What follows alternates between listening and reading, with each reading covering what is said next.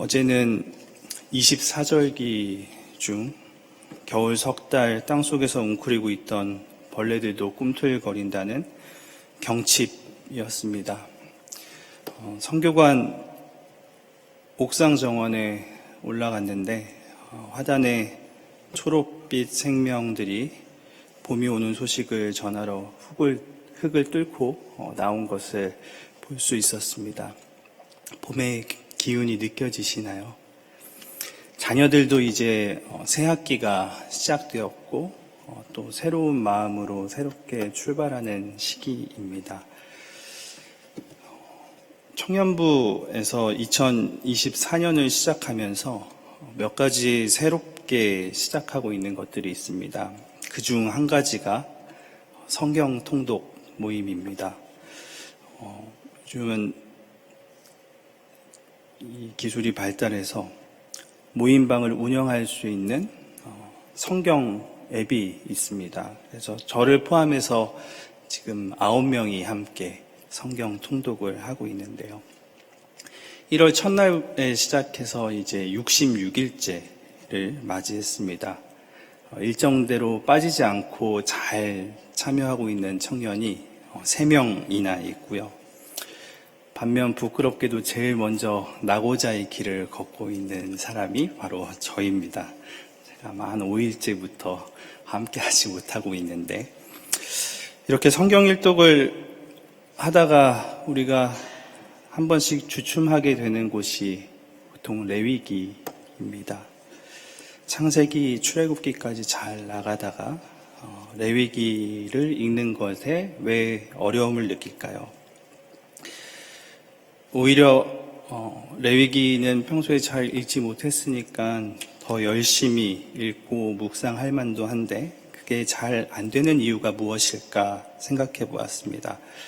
가장 먼저 떠오르는 이유는 역시 레위기라는 책의 이름이 가지고 있는 우리의 편견 때문일 것입니다. 앞서 레위기 강의에서 이미 듣고 기억하고 계시겠지만 이 성경의 세 번째 책을 레위기라고 부르는 그 유래는 70인역, 그러니까 헬라어역 구약 성경의 이름에서 찾을 수 있습니다. 여기서 레비티콘이라고 사용된 이 말을 우리말 성경으로 옮기면서 레위기라고 이렇게 번역을 했습니다. 이는 레위인 또는 제사장들의 책, 레위인이 제사장직을 수행하는 데 요청되는 일종의 지침서로 우리를 이해하게끔 합니다. 반면에 레위기의 이 히브리어 성경 명칭은 창세기가 베레싯, 태초에, 출애굽기가 쉐모트, 이름들처럼 첫 단어를 따서 그리고 그가 부르셨다, 바이크라라고 합니다.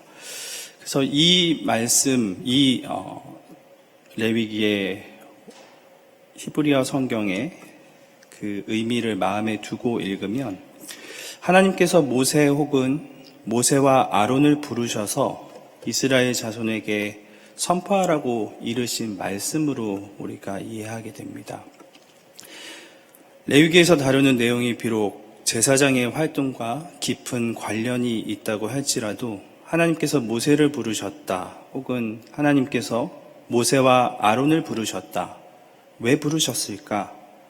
이스라엘 자손에게 어떻게 거룩하게, 어떻게 구별된 삶을 살 것인가를 알려주시는 말씀으로 우리가 레위기를 이해하고 듣는다면 오늘 우리의 자리에서 왜 우리는 하나님의 자녀로 부름받았는가?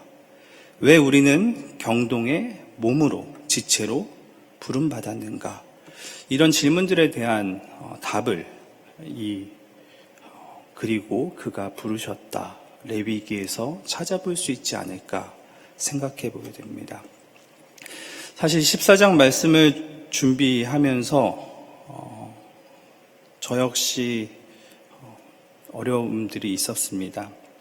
14장은 13장부터 이어지는 사람 혹은 옷이나 건물에 생기는 악성 피부병이나 곰팡이가 어떤 과정을 거쳐서 정결하게 되는가를 다루고 있는 본문인데, 대부분의 한글 성경에서는 나병, 문둥병 이렇게 번역이 되어 있습니다.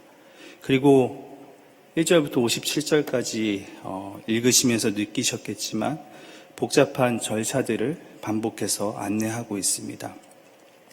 이것을 나병, 문둥병, 하나의 병으로 생각하고 있는다면 사실 이 나병, 문둥병이 저희와 무슨 상관이 있겠으며, 오늘 의학이 이루어 놓은 혜택을 누리며 사는 우리들에게 이 본문이 잘 들어오지 않을 수 있겠구나라는 생각을 해보게 되었습니다.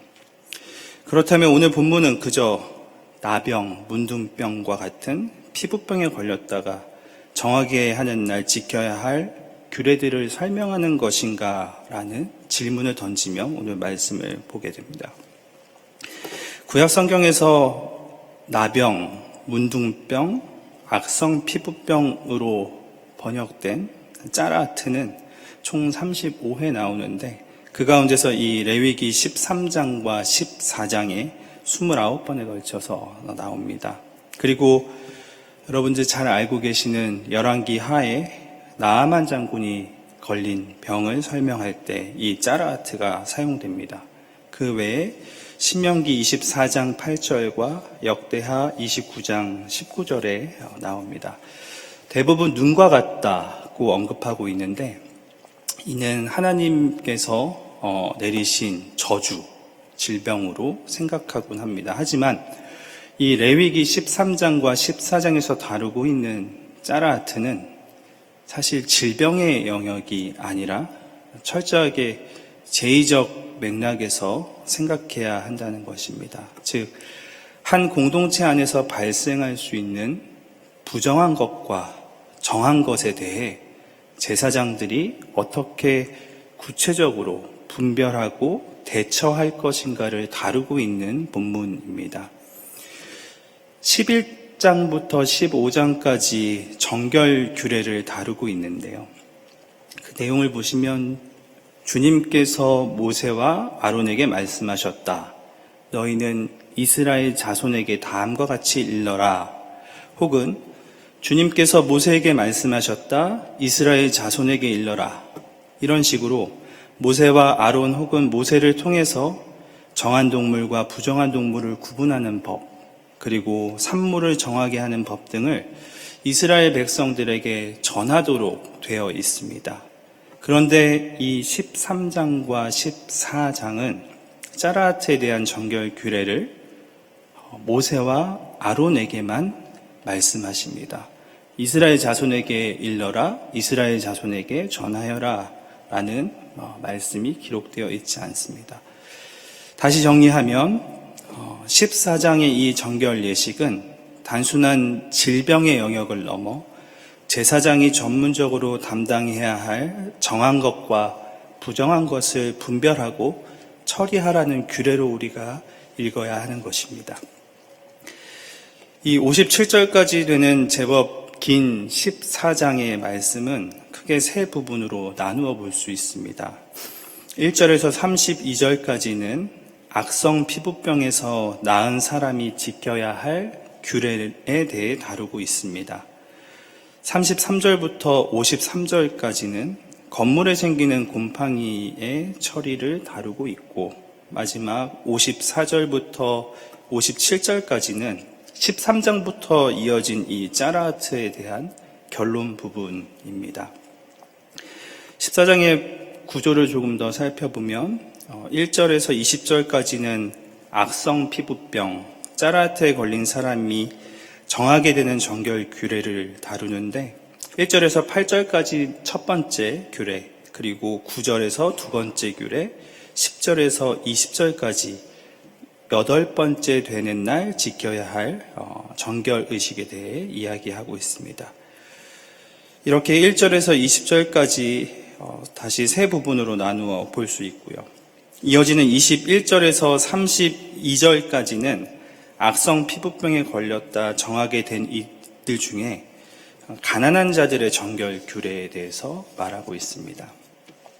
21절에서 22절까지 가난한 사람들이 준비해야 할 재물이 무엇인지, 그리고 23절부터 32절까지는 10절에서부터 20절까지에서와 똑같이 가난한 사람들에게 8째 되는 날 행해져야 할 정결 규례에 대해서 이야기합니다.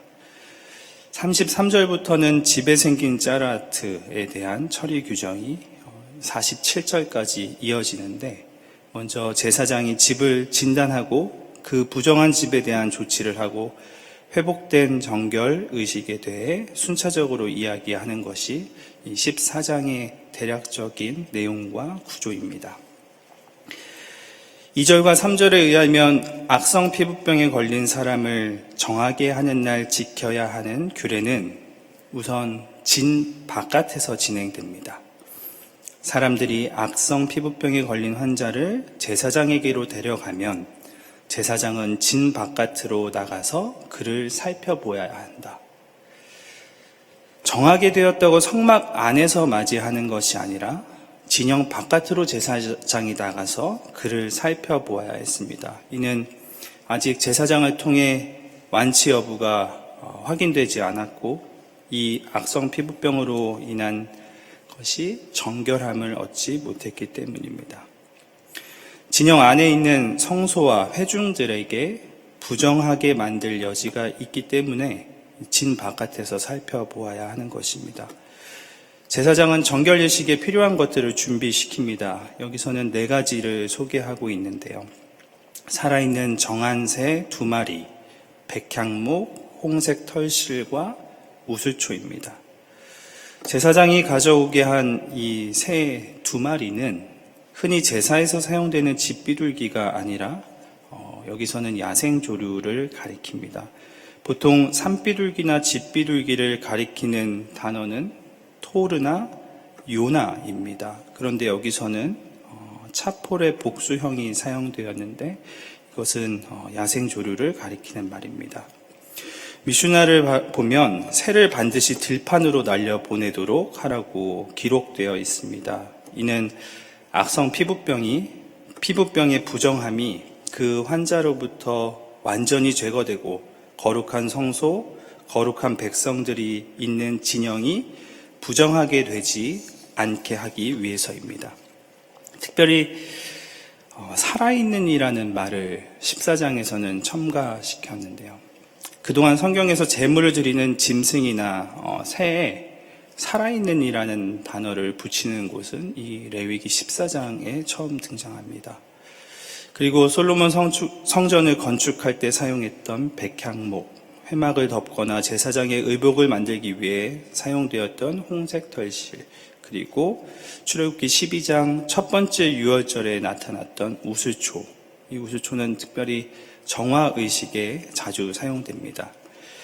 살아있는 그리고 붉은색, 피와 관련된 이 모든 것들은 생명을 상징하는 것이며 이 생명의 강조를 통해서 부정한 상태, 즉 죽음 가운데 있던 악성 피부병 환자가 정하게 되는 것, 이것은 단순히 부정한 것에서 정함으로 진 밖에서 진 안으로 들어온다라는 것을 넘어 죽음에서 생명의 길이 열렸다는 것을 강조하기 위함입니다.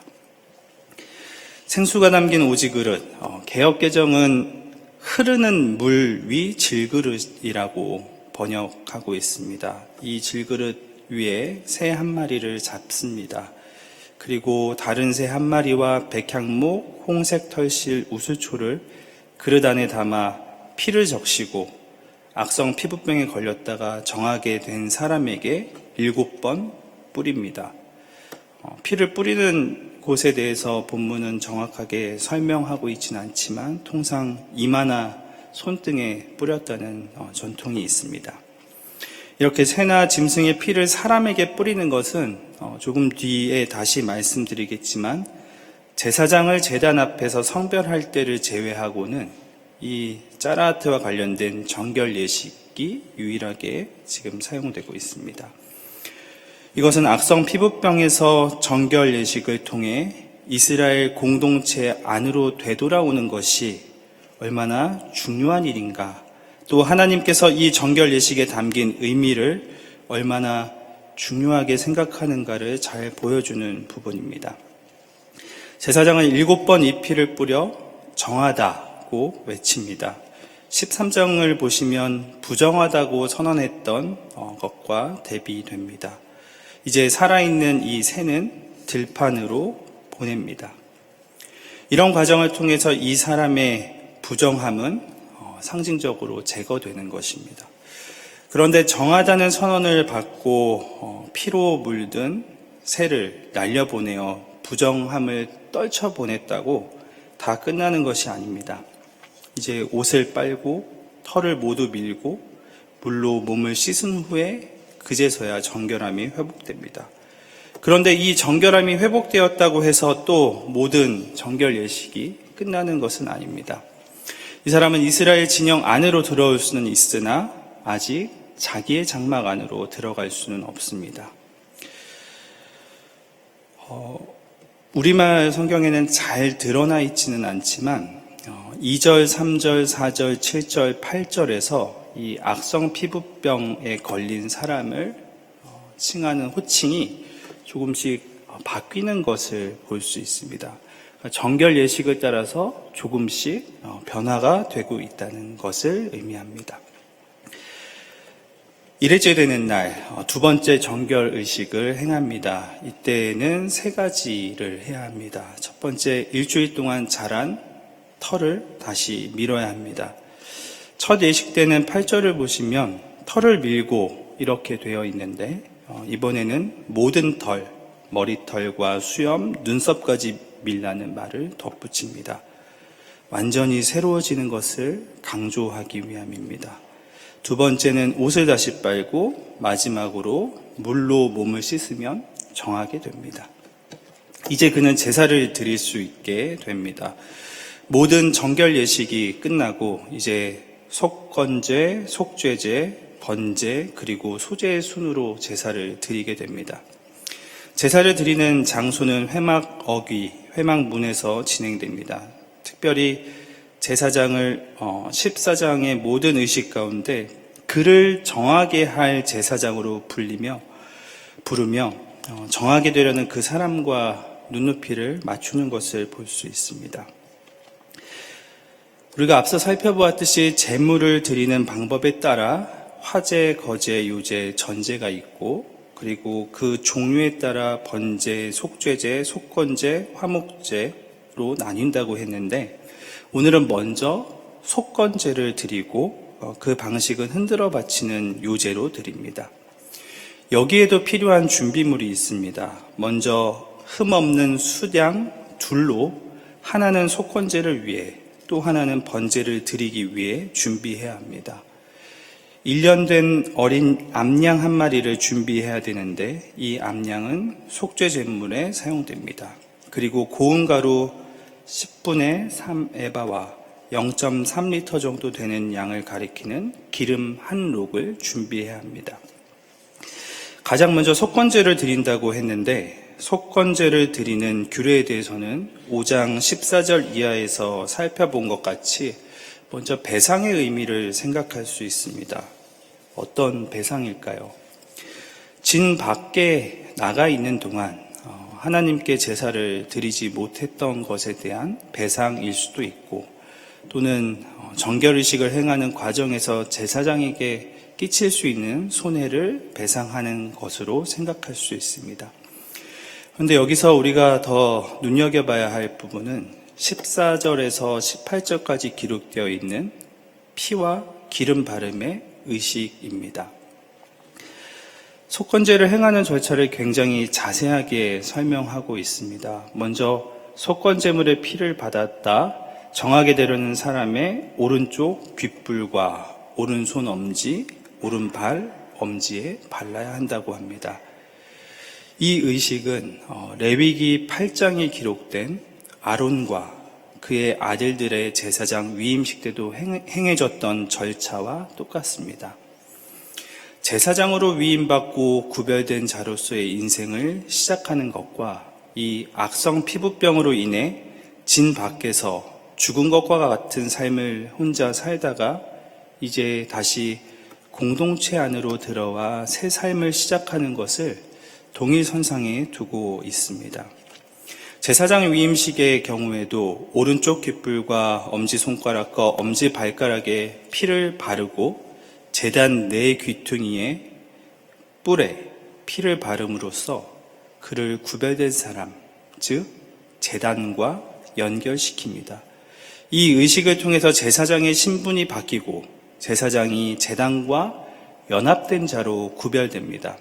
마찬가지로 귓불과 엄지손가락, 엄지발가락에 피를 바른 후 하나님 앞, 지성소 앞을 향해 7번 뿌리고 그 나머지 기름을 앞서 피를 발랐던 곳에 덧바르는데, 그렇다면 이 정결해진 자에게 이런 의식을 치르는 목적이 무엇인지가 분명하게 드러납니다.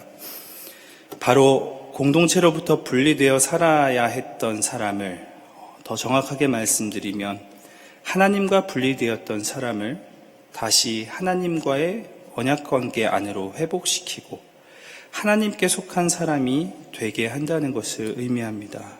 이 의식의 초점은 철저하게 하나님 앞에 7번 기름을 뿌리는 것에 집중되어 있습니다. 철저하게 레위기 기자는 부정한 것에서 정하게 되는 것, 죽음에서 생명으로 가는 것의 중심에 하나님께서 계심을 전하고 있습니다.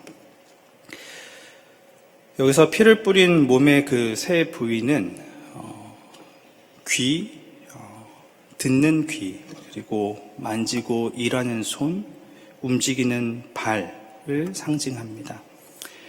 하나님의 말씀을 먼저 바르게 듣고 그것을 수행하는 것, 그것이 우리가 거룩하게 살아갈 수 있는, 정결하게 살아갈 수 있는 새로운 삶의 시작점이 되어야 한다는 것을 의미하고 있습니다. 이어서 제사장은 한 록의 기름에서 얼마를 덜어 하나님 앞에 7번 뿌리고 남은 기름을 피에 발랐던 오른쪽 귓불과 오른손 엄지, 오른발에 덧바릅니다. 그리고 남은 기름을 머리에 바르는데, 이렇게 머리에 기름을 바르는 것, 이것은 고대 근동에서 노예가 해방되는 등의 지위가 높아짐을 의미합니다. 그러니까 정리하면 이 속건제를 통해서 이 사람이 하나님 앞에 다시 하나님의 백성으로, 이스라엘 공동체 밖에 있다 다시 이스라엘 공동체의 일원으로 모든 지위가 회복되었음을 보여주는 것이며, 이어서 이루어지는 번제와 소제를 통해 하나님과 분리되었던 상태가 회복과 연합의 상태로 종결되는 것을 보여주고 있습니다. 21절부터는 악성 피부병에 걸린 사람이 가난한 사람인 경우 드리는 정결 예식에 대해 전하고 있습니다. 가난한 사람을 따로 구분했다는 것은 앞서 우리가 살펴보았듯 이 정결 예식에 들어가는 제물들이 결코 적은 것이 아니라는 것을 알 수 있습니다. 정결 예식을 위해 준비해야 할 이 준비물의 차이만 보이고 있고 나머지 내용은 앞과 동일합니다. 속건제를 위한 어린 순양 한 마리와 소제를 위한 고운 가루 10분의 1의 에바와 기름 한 록을 준비하라고 합니다. 고운 가루가 줄어든 것은 준비해야 할 어린 순양과 암양의 수가 3마리에서 1마리로 줄었기 때문입니다. 대신에 산비둘기와 집비둘기 새끼 2마리를 가져다가 각각 속죄제물과 번제물로 바쳤습니다. 그런데 여기서 중요한 것은 아무리 가난해도 속건제로 드리는 수양 1마리와 함께 기름의 양은 줄지 않는다는 것입니다. 이것은 이 의식에서 속건제가 핵심이며 동시에 이 기름을 통해 하나님께로 돌아가는 것, 하나님과의 깨진 관계가 회복되는 것이기 때문에 이 기름을 감면할 수 없다고 이야기하는 것입니다. 33절부터 53절까지는 이스라엘 백성이 약속의 땅에 살게 될 집에 생기는 악성 곰팡이 짜라트의 이 오염과 정화에 대한 내용을 다루고 있습니다. 나 주가 너희에게 유산으로 준 가나안 땅으로 들어가서 그 땅을 차지하였을 때 나 주가 내린 악성 곰팡이가 너희가 유산으로 받은 땅에 있는 어떤 집에 생기거든. 이 지침은 가나안 땅 입성을 전제로 하고 있습니다. 그런데 아직 일어나지 않은 일, 가나안 땅에 들어갔을 때 생길 일을 이야기하면서 이 악성 곰팡이의 출처가 나 주가 내린 악성 곰팡이라고 합니다. 이것은 자신의 집에 발생한 짜라트를 인식하고 제사장에게 보고하고 제사장이 와서 진단하는 것, 이 전체가 사실은 하나님께서 우리에게 행하시는 일들을 주의 깊게 분별해야 한다는 것을 의미합니다. 내용은 건물을 보존하기 위해 문제가 된 부분만 버리도록 하고 있으며 악성일 경우에는 전체를 허물어야 합니다. 문제가 된 부분을 빼어내고 새로 고쳐 더 이상 문제가 생기지 않으면 앞서 사람에게 행했던 것과 같은 절차대로 정결하게 하는 것을 우리는 본문을 통해서 확인할 수 있습니다. 사순절 셋째 주간을 보내며 오늘 말씀을 마음에 다시 새겨봅니다. 먼저 짜라트가 무엇인가 묻게 됩니다. 과연 피부 밖으로 드러난 부정한 것을 말하는 것일까요? 실상은 짜라트를 통해 우리 내면 안에 숨겨진, 감추어진, 감추고 싶은, 누구에게도 들키고 싶지 않은 우리의 죄에 대해 고발하고 있는 것은 아닌가 생각해 봅니다. 죄의 속성 가운데 하나는 감춘다는 것이죠. 피부를 통해서 드러나면 천이나 가죽으로 된 옷으로 감춥니다. 그래도 드러나면 아무도 모르게 집 안으로 감추고 싶습니다.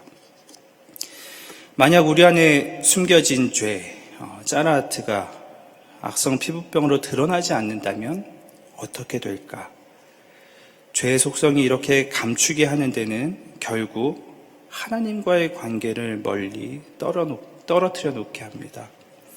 하나님과의 분리가 의미하는 것, 하나님과의 떨어진 관계가 의미하는 것, 그것은 바로 죽음입니다. 하나님께서 왜 가나안 땅으로 들어가게 되면 유산으로 받을 그 땅의 어떤 집에 하나님께서 짜라트를 주시겠다고 하시는 것인가? 우리는 다시 물어야 합니다. 이렇게 물을 때 짜라트는 우리가 버려야 할 무엇이 아니라 하나님 앞으로 바르게 나아갈 수 있는 은혜의 도구가 됩니다. 우리 내면에 감춰져 있는 죄에 대해 끊임없이 점검하며 남은 사순절을 보내시기를 바랍니다. 죽음에서 생명으로, 부정함에서 정함으로 되어가는 과정은 결단코 일회적인 것이 아닙니다. 단 한 번으로 되는 것이 아니라 오늘 말씀을 통해 보았듯 반복해서 점검하고 또 확인해 가야 하는 길이라는 것을 이야기하고 있습니다. 정하게 된다를 반복하며 우리에게 강조하는 것, 그것은 우리의 연약함 가운데서도 우리의 인생이 죄로 가득 채워 있을지라도 우리를 회복시켜 주시고 하나님 품으로 오늘 또 우리를 불러주시는 우리 앞에 하나님 은혜가 자리하고 있음을 깨닫게 됩니다. 말씀을 묵상하다 윤동주 시인의 서시 앞구절이 떠올랐습니다. 죽는 날까지 하늘을 우러러 한 점 부끄럼 없기를 잎새에 있는 바람에도 나는 괴로워했다. 하나님께서 우리를 정하다 하시고 당신 안에 거하게 하시는 은혜는 우리의 정함 때문이 아니라 우리의 깨끗함 때문이 아니라 우리의 죄를 덮어주시는 하나님의 은혜 때문입니다. 하나님께서는 우리의 짜라트를 덮어주시기 때문에 우리가 하나님 앞으로 한 걸음 한 걸음 나아갈 수 있게 되는 것입니다. 그저 우리는 우리를 흔드는 바람에 괴로워하며 하늘을 우러러 한 점 부끄럼 없는 삶을 살아내기를 기도하며 하나님 앞으로 더 한 걸음씩 나아가는 여러분의 사순절이 되시기를 바랍니다. 주신 말씀 생각하시며 침묵으로 기도하겠습니다.